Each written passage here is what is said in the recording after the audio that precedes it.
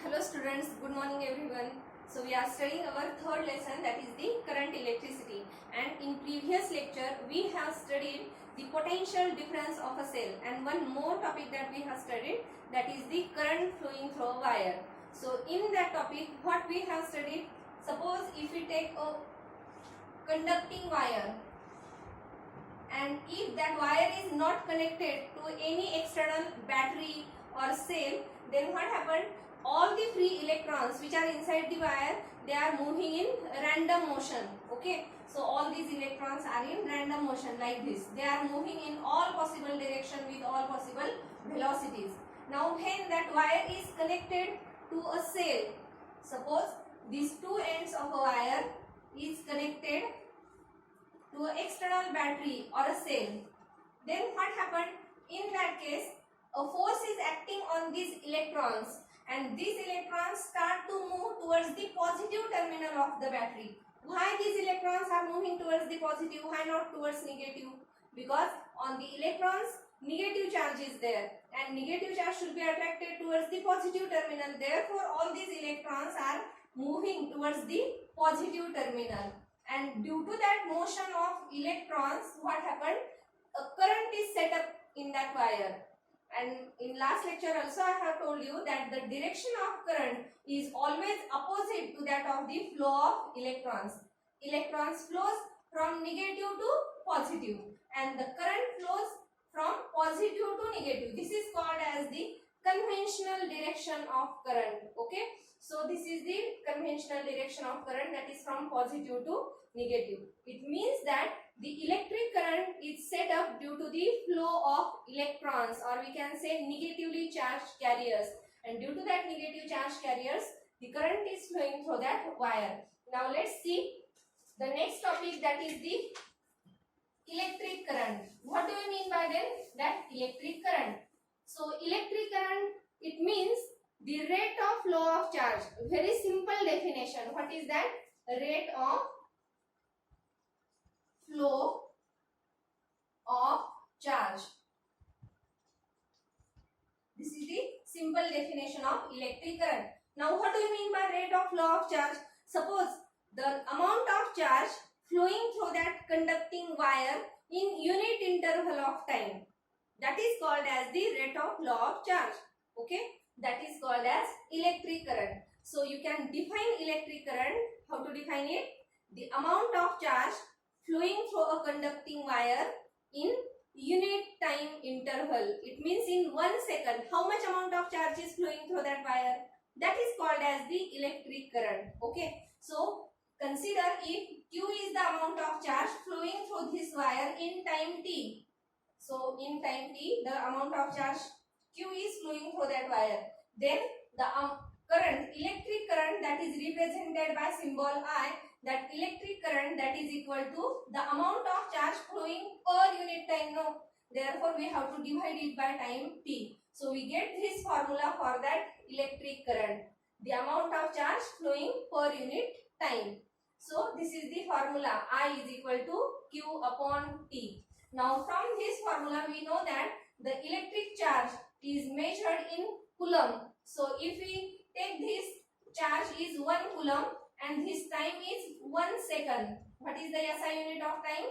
That is second. So if the charge is 1 coulomb and the time is 1 second, then that electric current should be then 1 ampere. So this ampere is the unit of that electric current, that you know all.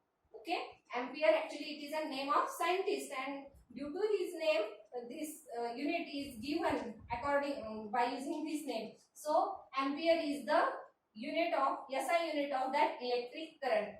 Therefore you can say that 1 ampere is equal to 1 coulomb upon 1 second. Now from this formula we can also define 1 ampere current. So how to define 1 ampere? Now from this formula you can define it. So let's see how to define it. So if 1 coulomb of charge flowing through that conducting wire for 1 second, then the current flowing through that conductor is said to be 1 ampere. Okay, you can also define like this. The current flowing through a conductor is said to be 1 ampere if 1 coulomb of charge flows through that conductor for 1 second. Okay, so in this manner, by using this formula, you can define 1 ampere. Now there are some converging factors. Suppose if you take 1 micro ampere. So 1 microampere current, it means what? What do you mean by micro? Micro means 10 raised to minus 6. So you can write this 1 microampere, it means 10 raised to minus 6 ampere. Remember like this. 1 microampere means 10 raised to minus 6 ampere. Again, one more conversion is there. 1 milliampere. Milli means 10 raised to minus 3. So 1 milliampere means 10 raised to minus 3 ampere.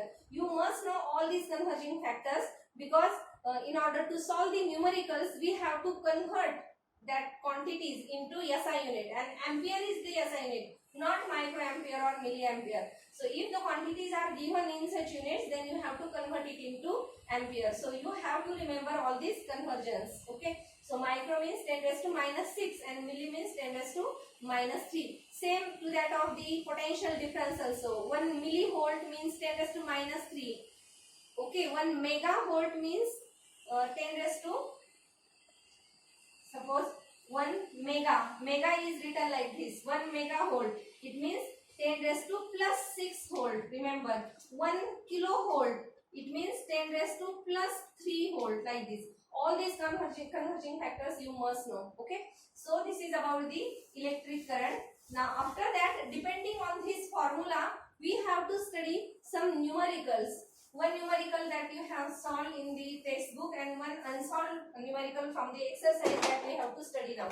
So let us take the first numerical on page number 33. So that first example, let's see what is the given in example. A current of 0.4 ampere flows through a conductor for 5 minutes. So first let us write down the given quantities. Okay, what are the given quantities? So a current of 0.4 ampere, it means we have given current I 0.4 ampere. So that current 0.4 ampere flows through a conductor for 5 minutes. So time we have given, that is 5 minutes. So first we have to convert this minute into second, because the SI unit is second, not minute. So let us convert it 5 into 60 seconds. So this is equal to 300 seconds. Okay. Then after that, what we have to find? How much charge would have passed through the conductor. So we have to find amount of charge. So it means we have to find out the value of that charge Q. Now what is the formula that we have studied right now? So that formula is, what is the formula? I is equal to Q upon T. So by using this formula, you can find out the amount of charge flowing through that conductor. And now solution. So in this formula, in this numerical, we have to find out the value of Q. So Q is equal to IT. You can multiply these quantities. Means if this T we bring on this side, then it is multiplied to I. And now let us substitute the values. So here 0.4 multiplied by this 300. Okay. So 4 3s are 12. And now these 2 zeros as it is. And now after that we have to remove one digit from the right hand side and give this decimal point. Okay, leave one digit and give the decimal point. So we get that charge Q is equal to 120. What is the SI unit?